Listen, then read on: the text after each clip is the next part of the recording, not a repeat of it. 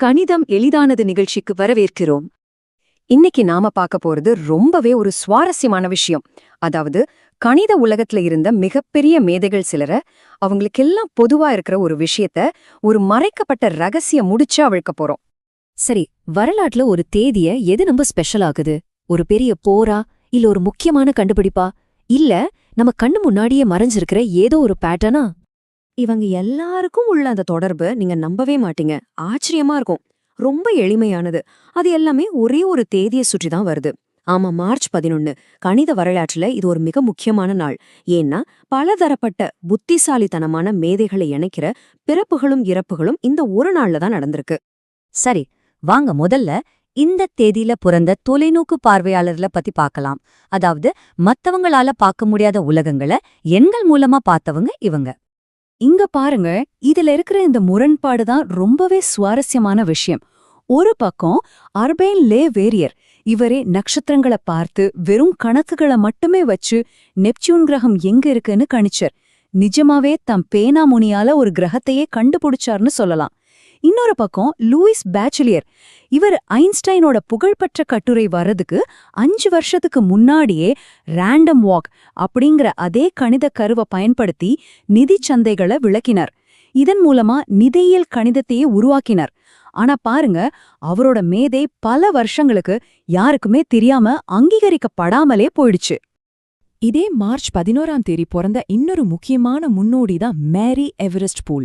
இவங்க கணித கல்வியில ஒரு புரட்சியே செஞ்சாங்கன்னு சொல்லலாம். அவங்க என்ன சொன்னாங்கன்னா, கணிதம்ங்கிறது மனப்பாட செய்யற விஷயம் கிடையாது, அது ஒரு படைப்பாற்றல் மிக்க கண்டுபிடிப்பு. குழந்தைங்க பொருட்களை வச்சு விளையாடும் போதே அதுல இருக்கிற ஒழுங்கு, வடிவம் மாதிரியான கணித கருத்துக்களை தாங்களாகவே கண்டுபிடிக்கணும்னு சொன்னாங்க. அதுக்கு ஒரு சிறந்த உதாரணம் தான் இந்த கர்வ் ஸ்டிச்சிங். ஆனா பாருங்க, ஒரே தேதியில பிறக்கிறது மட்டுமே ஒரு சுலபமான வாழ்க்கைக்கு உத்தரவாதம் தராது இல்லையா? மார்ச் 11, 1921 பிறந்த ஹார்ஸ்டீட்ஸின் கதை நம்பவே முடியாத அளவுக்கு ஒரு மீட்சியின் கதை. ஹார்ஸ்டீட்ஸ் நாஜி ஆட்சியின் கொடூரங்களை நேரடியாவே சந்திச்சார். அவரோட யூத பின்னணி காரணமா ஹாம்பர்க் பல்கலைக்கழகத்திலிருந்து வெளியேற்றப்பட்டார். ஆனாலும் அவர் தனது பேராசிரியர் எரிக் ஹெக்கேயின் விரிவுரைகள்ல ரகசியமா கலந்துகிட்டார். கடைசியில 1943 கிறிஸ்துமஸ் அன்னைக்கு அவரோட பெற்றோரோட சேர்ந்து கைது செய்யப்பட்டார். இந்த இடத்துல ஒரு முக்கியமான விஷயத்த நம்ம பார்க்கணும். அது ஒரு அமைதியான எதிர்ப்பு. டீட்ஸோட பேராசிரியர் எரிக் ஹெக்கே எல்லாரும் கட்டாயமா சொல்ல வேண்டிய அந்த நாசி சல்யூட்டை சொல்ல மறுத்து தன்னோட உயிரையே பணயம் வச்சார்.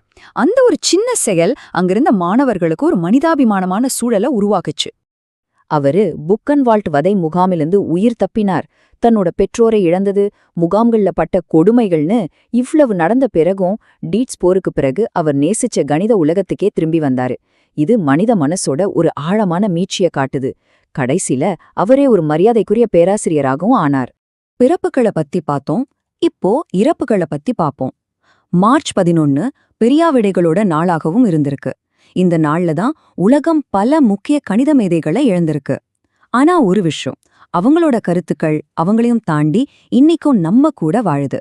உதாரணத்துக்கு வால்டர் ஷீஃப்ஹார்ட்டை எடுத்துக்கோங்க. புள்ளி விவர தர கட்டுப்பாட்டை பயன்படுத்தி உற்பத்தியில ஒரு புரட்சியே செஞ்சார். இன்னைக்கு நாம பாக்குற நவீன குவாலிட்டி கண்ட்ரோலுக்கு இவரோட கண்ட்ரோல் சார்ட்ஸ் தான் அடித்தளம். அப்புறம் ஹெல்கே வான் கோச், இவர்தான் நமக்கு முடிவே இல்லாத சிக்கலான கோட் ஸ்னோஃப்ளேக் ஃப்ராக்டலை கொடுத்தார்.